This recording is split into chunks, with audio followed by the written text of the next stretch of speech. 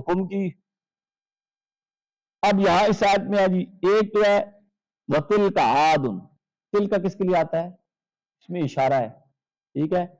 تو جس نے امید نہیں پڑھی ہے نا تو پھر وہ کہتا ہے تل کا آتا ہے اس میں اشارہ، اس میں اشارہ کے لیے تو مخصوص مبصر ہونا چاہیے. اس لیے جب بات آتی ہے نا کہ ماذا تقول فی حق ھذا الرجل، قبر میں سوال ہوتا ہے تو وہ کہتے ہیں ھذا، یہ بھی اس میں اشارہ ہے. یہ کس کے لیے آتا ہے؟ مخصوص مخصوص، ٹھیک ہے، مخصوص مبصر کے لیے آتا ہے، ٹھیک ہے، مخصوص مبصر کے لیے. تو ظاہر بات ہے ھذا الرجل، تو وہ کہتے ہیں حاضر ناظر ہوتے ہیں.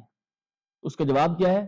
یہاں پر تل کا صرف مخصوص مبصر کے لیے نہیں آتا ھذا اس میں اشارہ، بلکہ کس کے لیے آتا ہے؟ بسا اوقات اوے مسلمانی میں آپ نے پڑھا نا موعود فی الذہن، یہاں بھی کیا ہے؟ تل کا عاد. اس سے مراد نہیں ہے کہ وہ عادی سامنے کھڑے ہیں، یہ مراد نہیں ہے. وہ موعود فی الذہن جس کا واقعہ اب چل رہا ہے وہ مراد ہے، موعود فی الذہن ہے، ٹھیک ہے. باقی تو اس میں اشارہ اور معنوں کے لیے بھی آتا ہے، تحقیر کے لیے بھی آتا ہے، تعظیم کے لیے بھی آتا ہے. مسلمانی میں آپ نے پڑھا ہوا ہے.